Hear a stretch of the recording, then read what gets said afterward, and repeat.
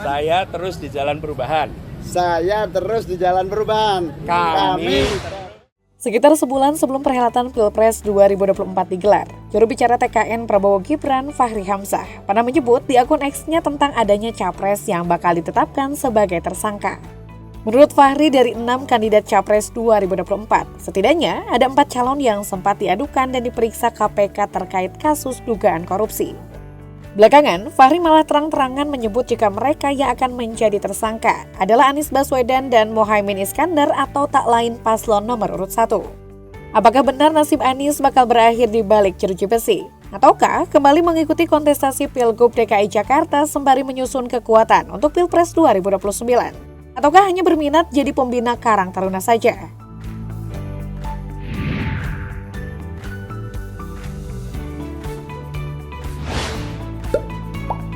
Juru bicara TKN Prabowo Gibran, Fachri Hamzah, pertama-tama menyebut jika cuitannya soal salah satu capres bakal jadi tersangka, rupanya dilatari oleh alasan politis.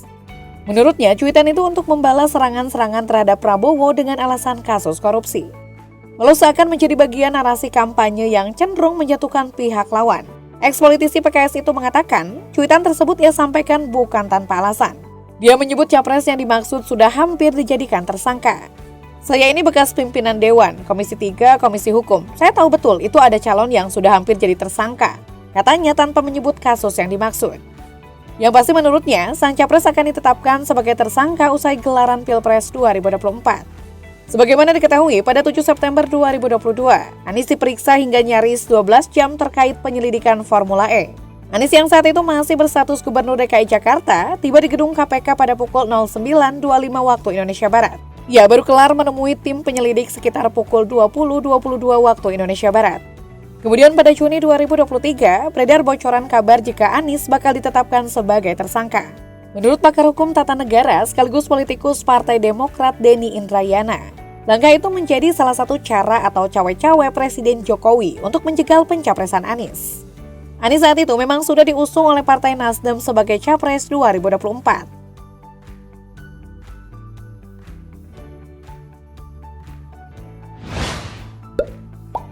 Dalam perhitungan sementara real count KPU hingga awal Maret 2024, paslon Prabowo Gibran masih terus memimpin dengan memperoleh suara 58,83%.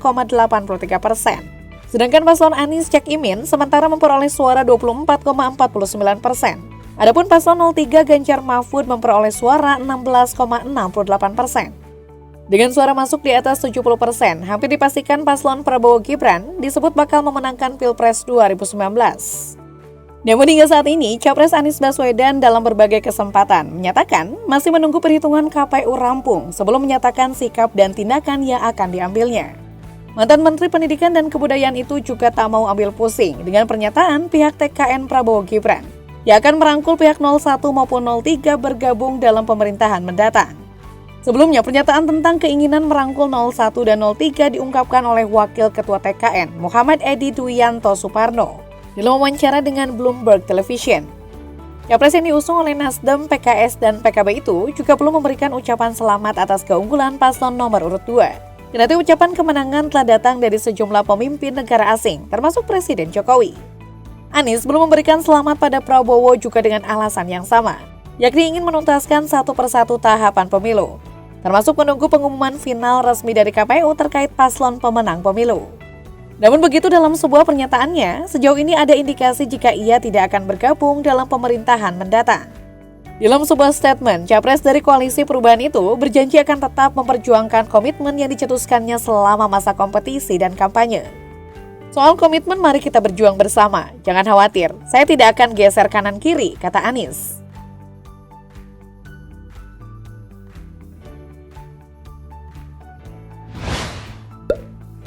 Nasib Anies sebenarnya belumlah berakhir pada Pilpres 2024 ini. Hal itu dimungkinkan bila merujuk pada klaim perhitungan suara versi internal tim Amin. Dikutip dari tayangan video TikTok Andik 8915. Hasil real count tim Amin terbaru pada 1 Maret 2024, Anies Baswedan memperoleh suara 36,22%. Sementara itu perolehan suara Prabowo Subianto adalah 46,07%. Adapun Ganjar memperoleh suara 17,70%. Hasil real count tim Amin tersebut berasal dari progres 18,6% suara yang masuk. Tim Amin juga mengklaim telah mengantongi formulir C1 dari 800.000 TPS. Perolehan penghitungan suara tersebut dilakukan manual oleh relawan Tim Amin. Dengan hasil realcon versi Tim Amin, perolehan suara Anies Baswedan tersebut dinilai masih berpotensi masuk 2 putaran.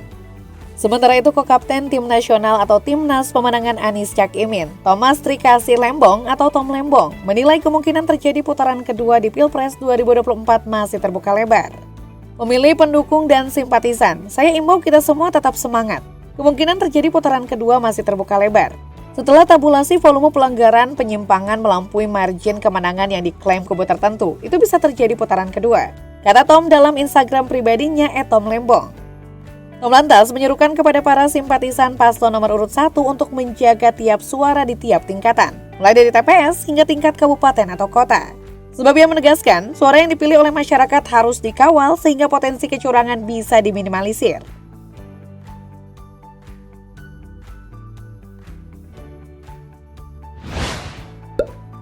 Belakang hari nama Anies Baswedan santer disebut sebagai figur yang akan kembali diusung pada Pilgub DKI. Meski KPU belum mengumumkan pemenang Pilpres 2024.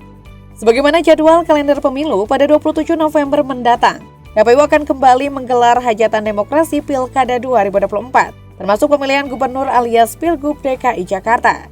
Kira-kira seberapa besar kemungkinan Anies maju ke arena Pilkada DKI Jakarta jika gagal Pilpres 2024? Direktur Eksekutif Indonesia Political Opinion, Denny Kurniasyah, mengatakan Anies adalah kandidat terkuat jika maju Pilkada DKI Jakarta.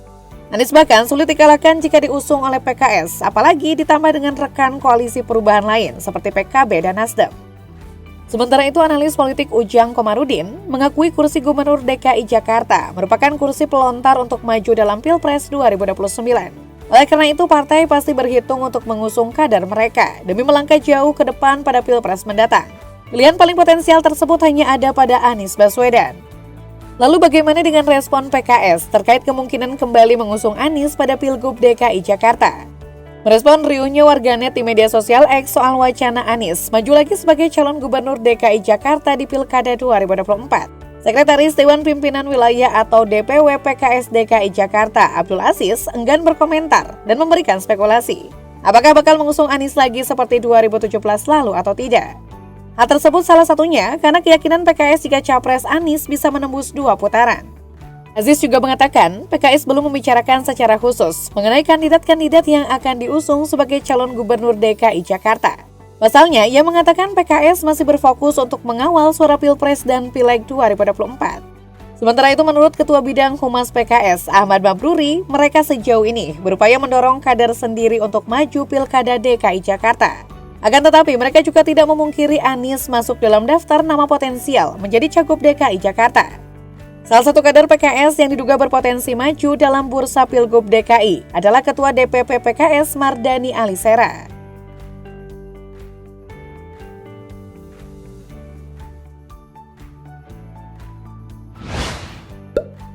Sebagai seorang berlatar belakang akademisi, bisa ditebak alternatif utama kesibukan yang menanti suami dari Ferry Farhati ini jika gagal pada Pilpres 2024. Jika tak ikut atau seandainya kalah dalam Pilgub DKI Jakarta, Anies kemungkinan akan kembali ke kampus dan mengabdi sebagai tenaga pengajar hingga konsultan ahli pendidikan.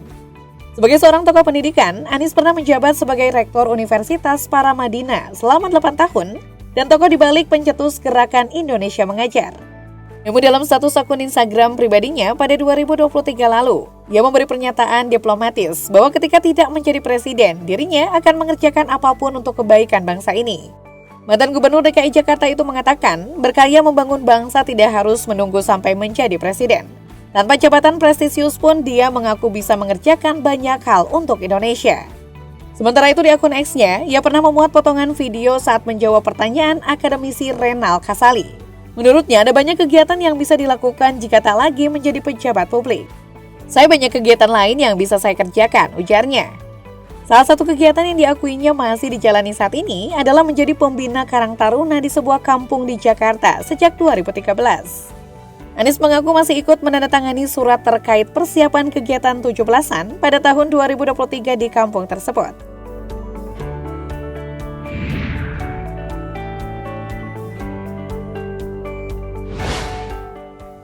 Namun akan menjadi mimpi buruk jika kembali mengingat pernyataan Fahri Hamzah yang menyebut bahwa Capres Anies bakal tersangkut hukum pasca Pilpres 2024. Saat diminta responnya terkait pernyataan Fahri Hamzah tersebut, Anies Baswedan enggan menanggapi isu dirinya bakal masuk hotel Prodeo. Anies lebih memilih fokus melihat sejumlah persoalan di tengah masyarakat. Demikian juga saat dimintai tanggapan tentang potensi dirinya maju dalam Pilgub DKI Jakarta. Ia lagi-lagi mengatakan masih fokus mengawal hasil perhitungan suara sementara Pilpres 2024.